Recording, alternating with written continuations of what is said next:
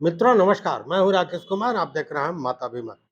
मित्रों चुनाव का मौसम आ गया है और गर्मी जिस तरह मौसम आजकल वातावरण में गर्मी है, उसी तरह उमस भरी गर्मी राजनीति में भी आई हुई है और उसके सबसे बड़े सूत्रधार हैं प्रशांत किशोर, जनसुराज के, जो लगातार जो सत्ताधारी दल है, जदयू है, भाजपा है, उसके लोगों पर आरोप लगा रहे हैं।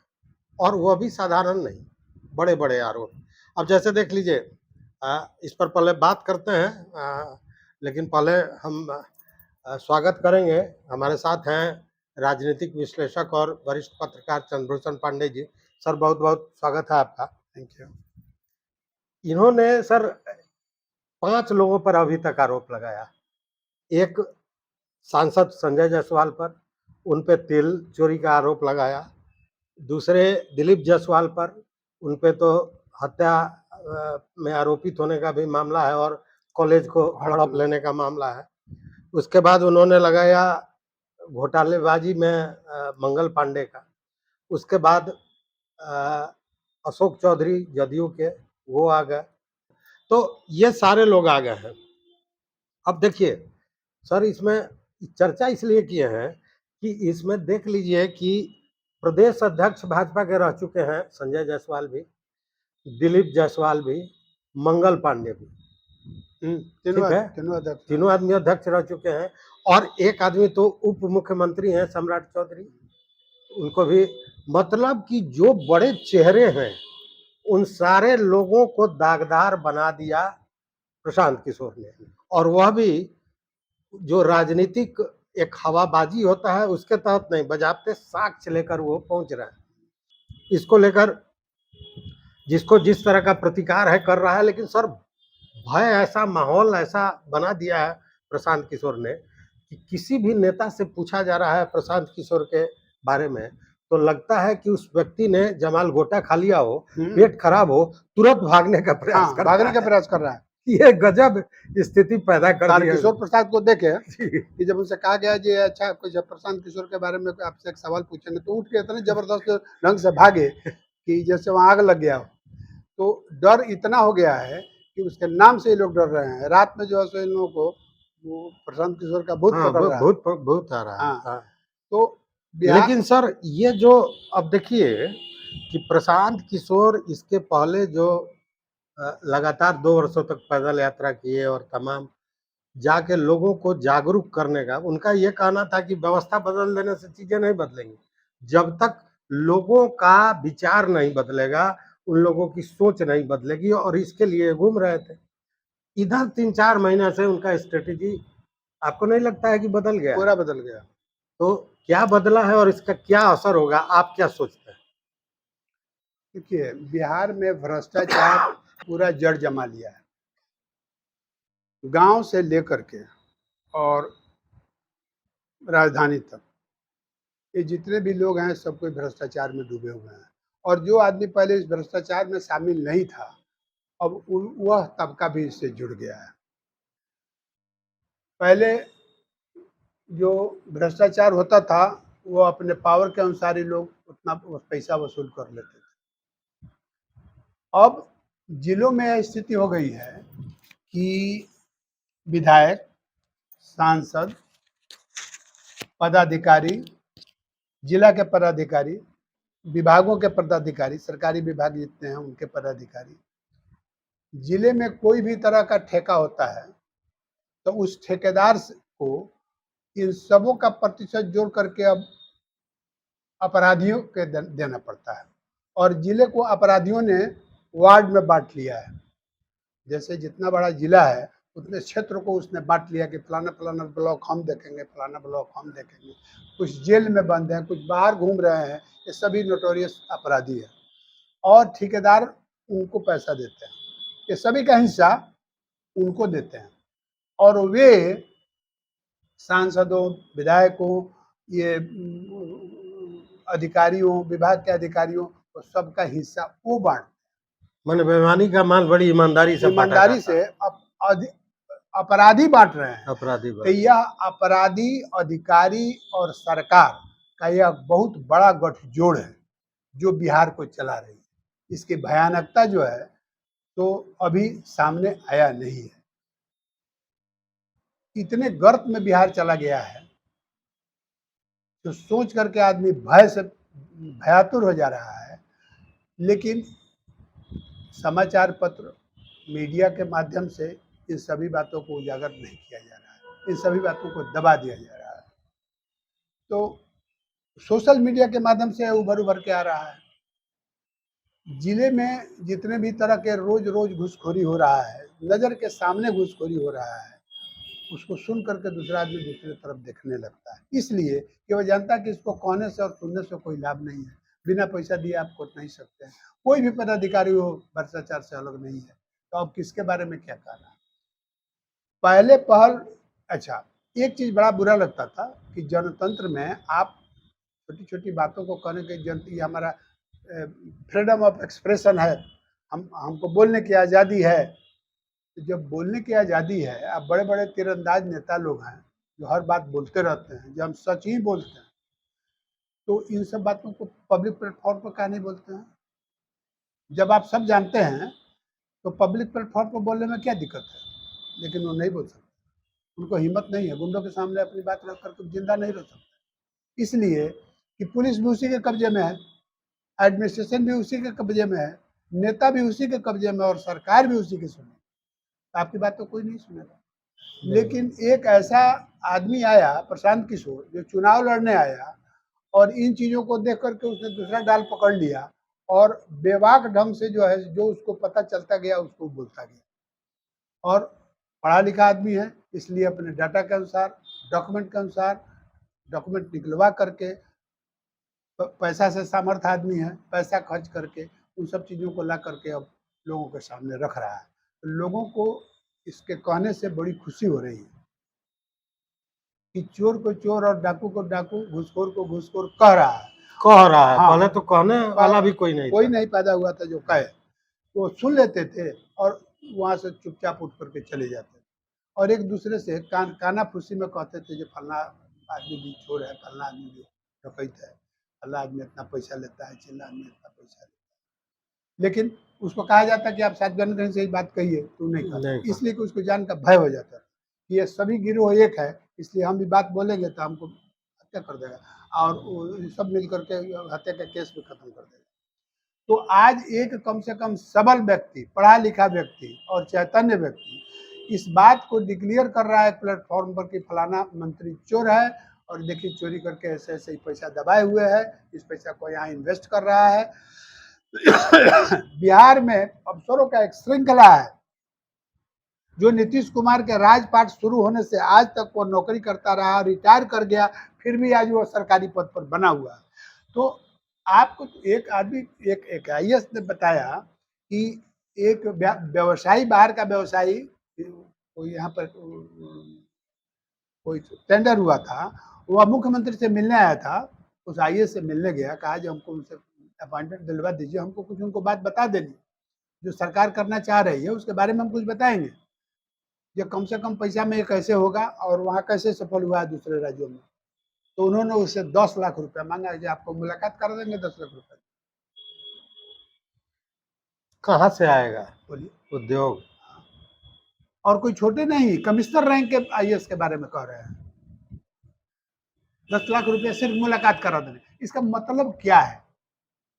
इसका मतलब यह है कि जो प्रशांत किशोर जी बता रहे हैं कि इनके इर्द गिर्द जो लोग हैं, पुराने जो बड़े नौकरशाह हैं, जो रिटायर करने के बावजूद भी वहीं पर जमे हुए हैं, तो वे सब कोई इसका ठेका लिए हुए हैं और इनके नाम पर अकूत पैसा जमा किए हुए हैं।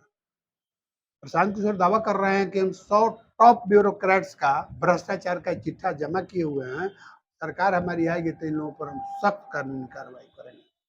समझे ना? यह बात झूठ नहीं है, यह बात सच है। और वो एलिगेशन जो लगा रहे हैं वो भी सर लिस्ट भी जो मैंने भीतर खाने जो बात आती है, लिस्ट मोटा मोटी तैयार है, तैयार किए हुए। और अभी हमको लगता है कि चुनाव का जो आपका घोषणा होने जा रहा है, उसके पहले भी 3-4 मंत्री का आने जा रहा है जी, जिसमें एक मंत्री हैं जो शहर में गुंडा पैदा कर रहे हैं, वो भी है। एक आदमी निर्माण का जो कार्य होता है उससे जुड़े हुए हैं, नाम लेना अभी उचित हाँ, नहीं है, हाँ, लेकिन ये सारे लोग हैं जो आ रहे हैं इस लाइन पे। हाँ, तो वो जा रहा है। जा रहा है। मेरे एक पड़ोसी हैं, उनसे एक दिन हम पूछे कि ये जो अभी सर्वेक्षण हो रहा है जिसमें जमाबंदी के लिए दरखास्त दिया जा रहा है, तो आपको ज़मीन है ना 1 कट्ठा? तो बोले कि हाँ, हमारे पास तो 1-1 कट्ठा ज़मीन है, उसी पे घर है। देखिए ना हमारा जो है सो उसमें सब कुछ ठीक है, जमाबंदी उसमें खाता और खेसरा नंबर चढ़ा ही हुआ नहीं। तो बिहार के प्रत्येक किसानों का आप देखिएगा जो खाता खेसरा चढ़ाता ही नहीं है। इसलिए नहीं चढ़ाता है, वो आपको रकबा लिख देगा, वो सब चीज़ लिख देगा, छोड़ देगा ताकि इसको चढ़वाने आएँगे तो इससे हम पैसा लेंगे। उसके लिए आज तक उस पर कोई कानूनी कार्रवाई नहीं हुई। मेरे पास 5 जमाबंदी है, पाँचों में किसी में खाता खेसरा खाता नहीं। खेसरा नहीं है, किसी का नहीं है, किसी का नहीं। 100% लोगों का ना, नहीं है। नहीं। आज तक किसी अधिकारी, पदाधिकारी, जिलाधिकारी या चीफ कमिश्नर, चीफ सेक्रेटरी ने, कमिश्नर ने जो बैठ करके जो है सो सरकार का रोटी तोड़ रहे हैं, आज तक कभी इस पर कोई एक्शन लिया? ये जब तुम इसको चढ़ा रहे हो, ऑनलाइन कर रहे हो, इसमें खाता खेसरा काहे नहीं दिया? जब तुम रकबा दे रहा है, चौहद्दी दे रहा है, तब इसको काहे छोड़े हुए हैं? इसके लिए पनिश किया? तो देखा जाए इसमें तो कुछ नहीं होता है, ठीक है। अब वो आते हैं तो उनसे किया तो 1 कट्ठा ज़मीन के खाता खेसरा सिर्फ चढ़ा देने के लिए 20,000 रुपया वो सर आदमी सर घूस सर करके आया। सर नहीं किया, नहीं पूछा, तो उसके पीछे देखिए कारण कितना बड़ा है। कर रहे हैं अंचलाधिकारी को, अंचलाधिकारी कितना पकड़ा गया है इस बीच में आप देख रहे हैं। हाँ, तो अंचलाधिकारी अगर ऊपर वाला कह के और सबको सही करा देगा, तो अभी जो जुलाई में ट्रांसफर इंडस्ट्री चला है, एक-एक अंचलाधिकारी से 10-10 लाख रुपया, 15-15 लाख रुपया लिया गया है, उसका ट्रांसफर किया गया, ये रुक जाएगा ना। हाँ, बिल्कुल रुक जाएगा। तो यह सिस्टम देखिए कि भ्रष्टाचार का चैनल जो है सो सेक्रेटेरिएट तक यहाँ से कैसे बना हुआ है। पहले जो घूसखोरी होता था आपको इंजीनियरिंग डिपार्टमेंट में, रोड कंस्ट्रक्शन में या किसी चीज़ के कंस्ट्रक्शन में, ब्रिज कंस्ट्रक्शन में, फलाने कंस्ट्रक्शन में, तिलानी कंस्ट्रक्शन, ये जो टेंडर होता था तो इसमें पैसा वसूला जाता था या फाइनल होने तक पैसा ठेकेदार से अपना कमीशन वसूला जाता है। तो यह बढ़ता था कितना? तो executive engineer, superintendent engineer, SDO था, ओवरसीयर एसडीओ। इतना ही बढ़ता था। आज ठेकेदार बताते हैं, दे रहे हैं, परंपरा बन गई है कि अब डिपार्टमेंट के सेक्रेटरी जो हैं, जो जी, सेक्रेटेरिएट जी, में जी, बैठे जी, हुए हैं, जी। उनका हिस्सा भी यहाँ से ले जाकर के पहुंचाया जा रहा है। यानी कि बिहार में जितने सचिव लोग हैं, डिपार्टमेंट के सचिव लोग हैं, एक ब्लॉक के भ्रष्टाचार में उनका सीधा हाथ और उनका सीधा हक शेयर है, शेयर है। शेयर बनता है। और ये सारे पैसा जो है सो जमा होकर के बोरा में और झोरा में जाकर के पटना में जो है सो एकत्रित हो रहा है। समझे ना? घूसखोरी का तो आलम यह है कि अब बड़े-बड़े जिलाधिकारी लोग जो जिला में, विभिन्न जिला में पोस्टेड हैं, जो उत्तर प्रदेश में, जिनका कोई लखनऊ के हैं, कोई कहीं के अगल-बगल के स्टेट के हैं, ये लोग शनिवार को जो कमाते हैं सप्ताह भर का पैसा अपने आदमी को दे देते हैं, ले जाकर के घर पर रखा। इसमें तो 2-3 केस पकड़ाया है, पुलिस ने पकड़ा है रुपया और छोड़ना पड़ा है पुलिस को बाद में दबाव में। तो अधिकारीगण तो यहाँ तक चोर हो गए हैं। तो किसके बारे में? अगर आज प्रशांत किशोर इस बात का भंडाफोड़ कर रहे हैं, तो प्रशांत किशोर जो आधा बीमारी यहाँ पर फैला हुआ था, उसका निराकरण के दिशा में वो आगे बढ़ रहा है। हाँ, और जनता का कहना यह है कि ये प्रशांत किशोर की आवाज़ नहीं है, यह समझिए कि मूक बधिर जो जनता थी, जिसको कहने का हिम्मत गुंडों के सामने नहीं है, इस माफिया नेक्सस के सामने नहीं है, उसको यह आवाज़ दे रहे हैं। आवाज बन गए। आवाज बन गए हैं। ये जनता की आवाज बन गए हैं और लोग इसको बकअप कर रहा है कि आप खूब बोला, बहुत अच्छा बोला। हमारे जिले के नेताओं के बारे में बताओ जो कितना भ्रष्टाचार है। दूसरे आदमी के बता रहे हो, हमारे जिले के बारे में बताओ। ये जब शुरू हुआ है, हाँ, आप देखिएगा सोशल मीडिया पर, उस दिन देखे कोई डाटा ऑपरेटर या कोई था, वो अपना दिखा रहा था कि देखिए हम लोग का मानदेय बढ़ाने के लिए कहा, श्रवण कुमार मंत्री के बारे में एकदम खुलेआम, हाँ, हाँ, कि मंत्री ने कहा कि सब कोई आप लोग 1 महीना का अपना वेतन दे दीजिए, हाँ, आप लोग का मानदेय बढ़ा हाँ, देंगे। हाँ, 1.5 करोड़ रुपया एक बार ले लिया, हाँ, अब मानदेय भी नहीं बढ़ाया, सब हम लोग को धोखेबाजी कर दिया, गाली दे रहा है। हाँ, तो बिल्कुल। आवाज तो अब निकलने लगा। हाँ, अब एक ने आवाज दी तो अब धीरे धीरे लोग ये तो ट्रेंड चलता कर है। रहा है। आज ये जो पर्यवेक्षिका है, ये सुपरवाइजर है, ये आईसीडीएस की। आईसीडीएस का, इसका कौन मंत्री है? हाँ। कौन है? वो है कौन साहनी, अच्छा, क्या कारण नवल है? साहनी। क्या कारण है कि सबका पैसा बढ़ा और इन लोगों का पैसा नहीं नहीं, नहीं बढ़ा? हमने सर सुना है, उन्हीं लोगों में से कुछ लोगों ने कहा कि सारा पेपर हम लोग का बढ़ा हुआ है, लेकिन सचिव के यहाँ था कि इतना पैसा दे देना है, मंत्री जी के यहाँ चला जाएगा, बढ़ जाएगा। सो ये लोग कलेक्शन करके नहीं दे पाया, या जो कलेक्शन किया संघ वाला वो सब कुछ खा पका गया उसी चक्कर में। तो इन लोगों का घूस, जबकि आप सोच लीजिए कि इसमें माझी जी की पतोहू या बेटी वो भी एलएस है, तभी जो पूर्व, तब ये हाल है। तभी हाल है। हाँ। इसलिए अभी तो उनको मलाई मिल रहा है, इसलिए कोई बात नहीं है। लेकिन यही हाल है कि जितने भी लोगों का तनख्वाह बढ़ रहा है, मानदेय बढ़ रहा है, उसके पहले जो है सो मोटा बना करके चला जा रहा है, चला जा रहा है। और तभी उधर से खबर आती है कि आज मानदेय बढ़ गया, लोग खुश हो जाएंगे। जिसको मिलता है वो खुश नहीं हो रहा है, वो तो जानता है कि पहले ही से हमारे से वसूल हो चुका है, हो गया। तो आज उधर से मानदेय बढ़ करके आ रहा है। तो इस मानदेय का नहीं बढ़ने का कारण अब यह चर्चा का विषय है कि सभी, जब ये फलाने मित्र चिलाने मित्र ब्लॉक के स्तर से लेकर के और ऊपर के स्तर तक के सभी आदमी का पैसा बढ़ रहा है और सिर्फ एक सेक्शन को छोड़ दिया जा रहा है, कि क्यों?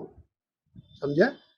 तो इसके पीछे लोग यही बता रहे हैं कि वसूल करके खा गया लोग और ऊपर तक नहीं पहुंचा जहां तक पहुंचना चाहिए।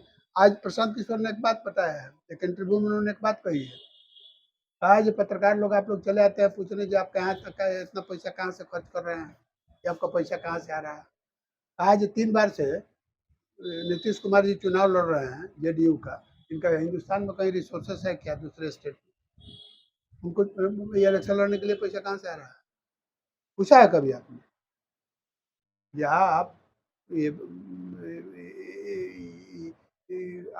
243 के आधे सीटों पर जो है चुनाव लड़ते हैं, सरकार चला रहे हैं, इतने इतने एमपी होते हैं, तो आपको चुनाव का पैसा कहाँ से आता है?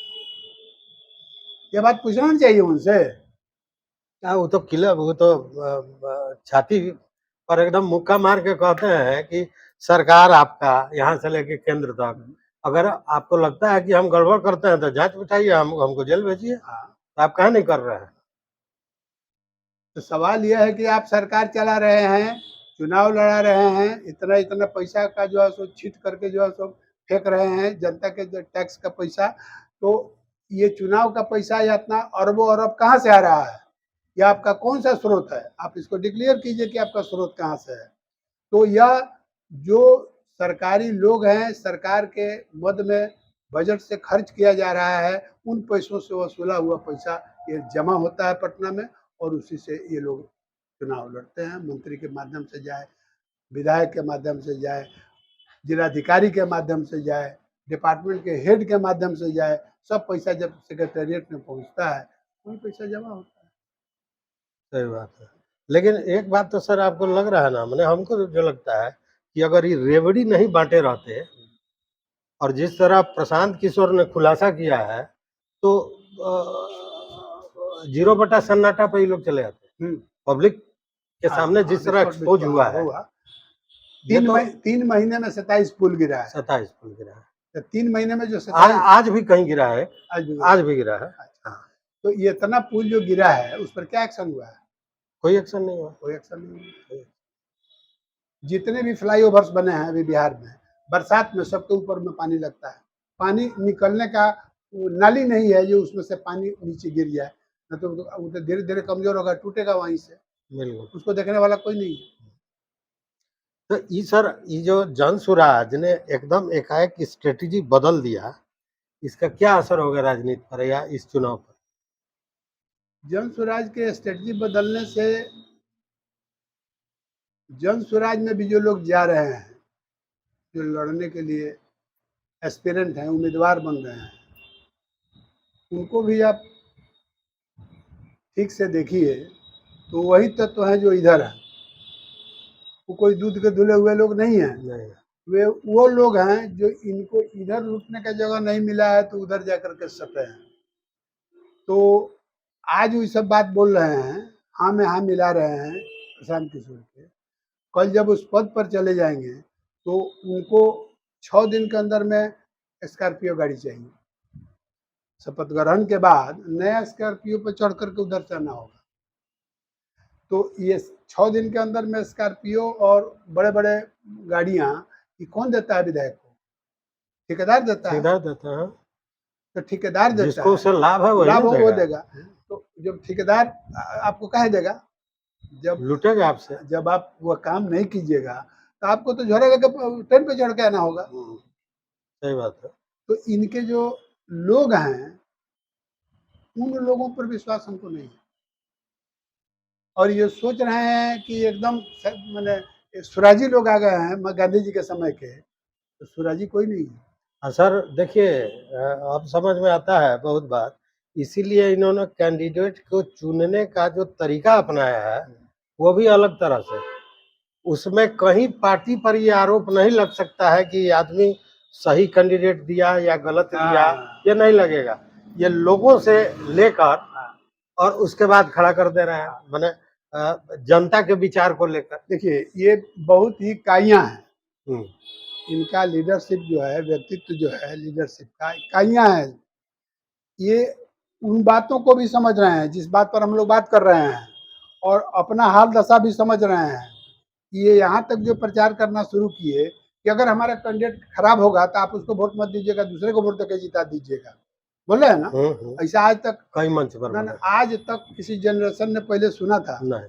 जो कोई पॉलिटिकल पार्टी कहे जाए हमारे आदमी घर को हो तो उसको वोट मत दीजिए, दूसरे को दे दीजिएगा। ये पहला आदमी है। ये भी समझ रहे हैं कि जो हम आदमी चुनेंगे कल होके बदनाम होगा तो हम इस तरह देहा झाड़ देंगे, है ना, हम वापस लौटा लेंगे। अरे भाई कॉन्स्टिट्यूशन में कोई कानून है या नहीं, आप वापस कैसे लौटा लीजिएगा? ये पीके बता रहे थे एक दिन कि हाँ उनको जो है सो हम रिकॉल कर लेंगे। अरे बिना कानून के आप रिकॉल कर लीजिएगा, आपको पावर है जो रिकॉल हो जाएगा। हाँ आप उसको डिसमेंबर कर सकते हैं अपने पार्टी से, इतना कर सकते हैं, वो दूसरे में जाके जमा हो जाएगा, वो मंत्री हो जाएगा, वो मंत्री हो जाएगा, उसको मौका मिल जाएगा। हाँ उसको मौका मिल जाएगा। तो सवाल है कि प्रशांत किशोर जी भी जी वही हैं, और वहीं से सब चुनाव उन्हीं लोगों को जिता करके आए हैं जिसका तगमा लेकर के घूमते हैं कि फलाने को जिता दिए, चिलाने को जिता दिए। किसी ऐसे आदमी को जिता दिए जो पहले पहले मुख्यमंत्री हुआ हो, पहले पहले नेतागिरी में आया हो, आप उसी को जिताते हैं जो पहले से है। मैंने बने को बना दिया, बने को बनाते हैं आप जो और यहाँ तो रॉ से बनाना है। आप देखिए तो समझते हैं जी इसमें क्या होने वाला है। तो ऐसी बात नहीं है कि आएंगे तो एकदम सुराज हो जाएगा, हरिश्चंद्र जी घूमने लगेंगे डंडा लेके, ऐसा नहीं है। वही लोग हैं, और चुनाव आते आते इनके 60% से ऊपर लोग दूसरे पार्टी के लोग होंगे। हालांकि कह रहे हैं कि बाहर के लोग आएंगे उनको हम टिकट नहीं देंगे। अब देखिए ना, नेताओं की तो इतनी कमी हो गई है, और नेताओं के गुटबाजी के कारण इतना जो है सो लोगों का सर काटा जा रहा है कि भाजपा जैसी पार्टी में ये बोरोड लोग आकर के बोरोड को नेतृत्व दिया जा रहा है। अब देखिए ना, सम्राट चौधरी सबसे बड़ा नेता माना जा रहा है बिहार का, आरजेडी के से शुरू हुए थे। अब भाजपा के सर्वोच्च नेता हैं, उनके सामने, उनके पावर के सामने भाजपा में बिहार में कोई नहीं। बड़े बड़े लोग जाकर के चरण स्पर्श कर रहे हैं, और जो है सिद्धांत समझा रहा है भाजपा कैसी पार्टी है, वो समझा रहे हैं। तो उनका सिद्धांत तो समझा दिए प्रशांत किशोर। हाँ, तो जब आप कितना सिद्धांतवादी है। अब सवाल है कि भाजपा के गले में भी तो अटक गया है हड्डी कि अब अगर करे तो क्या अब करे? इतने जो भ्रष्टाचार साबित हो रहा है और मुंह से जवाब तक नहीं निकल रहा है, अगर इन लोगों को डिसमिस कर दिया गया तो चुनाव का हश्र क्या होगा तो पहले ही पता चल जाएगा, और नहीं हटाएंगे ये लानत मलानत होता रहेगा। रोज रोज साफ छुछंदर वाली हाल हो गई, साफ छुछंदर की हाल है। तो भ्रष्टाचार एक तरह से नए जनरेशन के खाते में यह आया है कि भ्रष्टाचार में कोई लिप्त हो, नए जनरेशन के बच्चों को उसका सपोर्ट करना चाहिए।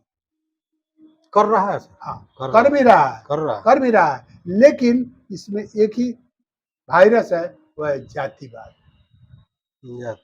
ये जो प्रशांत किशोर के द्वारा जितने लोगों को चिन्हित किया गया है और ये लांछन लगाया गया है, एलिगेशन लगाया गया है भ्रष्टाचार का, इसमें लोग ढूंढ रहे हैं कि कौन कौन जाति का लोग है, अगर मंगल पांडे का नाम अगर ये नहीं रखे रहते तो अब तक इन पर आरोप आ गया रहता कि ब्राह्मण का कोई छाट करके दूसरी जात को बदनाम करना चाहते हैं। बिल्कुल बिल्कुल। पिछड़ी जाति के नेताओं को इनको पसंद नहीं है। एक आदमी बोल रहा था भाजपा का आज ये प्रशांत किशोर को सम्राट चौधरी पर जो है एलिगेशन लगाए हैं उनको कि कहीं से पसंद नहीं है कि एक गरीब का जो है सो एक पिछड़े का बेटा जो है सो मुख्यमंत्री बन जाए, एलिगेशन आ रहा है, उसमें भी जातिवाद है। तो ठीक है, मुहिम खड़ा हुआ है, आंदोलन या आगे बढ़े, समाज को इससे फायदा होगा, लेकिन अपने को जातिवाद से बाहर कीजिए। उस दृष्टि से आप नहीं देखिए कि हमारी जात के हैं, हमारे ही जात के हैं, चोर है, इनको चोर नहीं कहना लेकिन सर चाहिए। एक चीज आप देखे रहे होंगे, ये जो जनजी की बात हम लोग कर रहे हैं, नए जनरेशन की, नए जनरेशन में जातिवाद उस तरह कूट कूट के नहीं भरा है जो पहले वालों में भरा हुआ था। ये थोड़ा अलग सोच इन लोगों का अलग है। वो अलग होता है सोच। वो 30 सोच वर्ष अलग तक है। जो है ना वो सोच भगत सिंह का होता है। हाँ, तो वो अच्छा है कि उससे समाज को फायदा हो जाए, फायदा हो जाए। फायदा हो जाए। आदमी कंप्रोमाइज करते करते खत्म हो जाता है। तो जब तक स्वतंत्र दिमाग का है, सोचने की दिशा सही है, तब तक कुछ हो। लेकिन एक तरफ ये आपको यह भी तो देखना होगा कि आप भाजपा एनडीए सरकार पावर में है, जिसका भ्रष्टाचार आप बता रहे हैं, और वो उधर इंडिया ब्लॉक के जो है सो राहुल गांधी और लालू यादव के बेटे जो मुख्यमंत्री बनने का दावा ठोक रहे हैं बैठ करके, उन लोगों के बारे में क्या नहीं बताते हैं। प्रशांत किशोर भ्रष्टाचार के जो चर्चा कर रहे हैं, तो उनकी चर्चा क्यों नहीं करते हैं? लोग तो अभी पूछने लगा है। तो उनका चर्चा तो ऐसा ही बाजार में है ना है खुला हुआ। हाँ, तो हम कहते हैं कि यहाँ के जो जैसे मंगल पांडे जी हैं, जिसे मंगल पांडे जी एक उदाहरण देते हैं, हेल्थ के क्षेत्र में इतने दिनों से जब पोर्टफोलियो में लगा तो हेल्थ ही इनको मिलेगा। हेल्थ के पोर्टफोलियो मिलने से गांव गांव के लोग जान गए हैं कि कितना पैसा कोई चीज में कैसे होता है, समझे ना। तो सब कुछ जान गया था कि पैसा ले रहे हैं। आज उनके पत्नी के खाते में 200 करोड़ रुपया जमा होने का एलिगेशन लग रहा है, तो कहाँ से हुआ है? तो लालू यादव के बेटा जो है वो जमीन कांड या घोटाला वह घोटाला, उन घोटालों के बारे में क्या नहीं बोल रहे हैं? समानांतर ढंग से उस पर भी बोलना चाहिए, उनसे भी पूछना चाहिए। आज लालू यादव के बेटे तेजस्वी यादव भ्रष्टाचार का आरोप दूसरे पर लगा रहे हैं, आज ही बता रहे थे फलाना भ्रष्ट है। वो भी नहीं, वो भी अब जा रहे हैं खुलासा कर रहे हैं प्रशांत किशोर की तरह। तो भ्रष्टाचार के बारे में बोलने का उनको अधिकार है, भ्रष्टाचार के बारे में बोलने का कोई अधिकार है? तो उन लोगों के बारे में भी इनको बोलना चाहिए। बोलेंगे बोलेंगे। हाँ, नहीं बोलेंगे तो खुद उसका परिणाम भोगेंगे। बोलना ही पड़ेगा। लेकिन मिला जुला के एक जो जनरली चुनाव में जो एक माहौल होता था, वो माहौल इस बार नहीं है, बनेगा भी नहीं, वो बनेगा भी नहीं। गांव गांव में लोग खेदा रहे हैं, जो काम नहीं किया है उनको लोग खदेड़ रहे हैं। हाँ, हम लोग यह कभी नहीं चाहेंगे कि कोई हिंसा हो, बिल्कुल नहीं। हिंसा जो है तो जनतंत्र में उसका कोई जगह नहीं है। आप उनको बैठा करके उनसे पूछिए कि आपने क्या किया है, और नहीं किया है तो काहे के लिए चुनाव लड़ने आए हैं। बनिस्बत की उनको पीट दीजिए, उनको खदेड़ दीजिए, उनको बेइज्जत कर दीजिए, उनको नंगा कर दीजिए, यह काम ठीक नहीं है। नहीं है। सब समाज में यह केवल चेहरा दिखाइए कि भाई आपने आपका उनको कितना बदरंग रहे। लज्जित कीजिए, ताकि दूसरा आदमी हिम्मत वैसा नहीं करे करने का। हमारे गांव में नाली आज तक नहीं बना, सड़क नहीं बना, स्कूल की यह हालत है, अस्पताल की यह हालत है।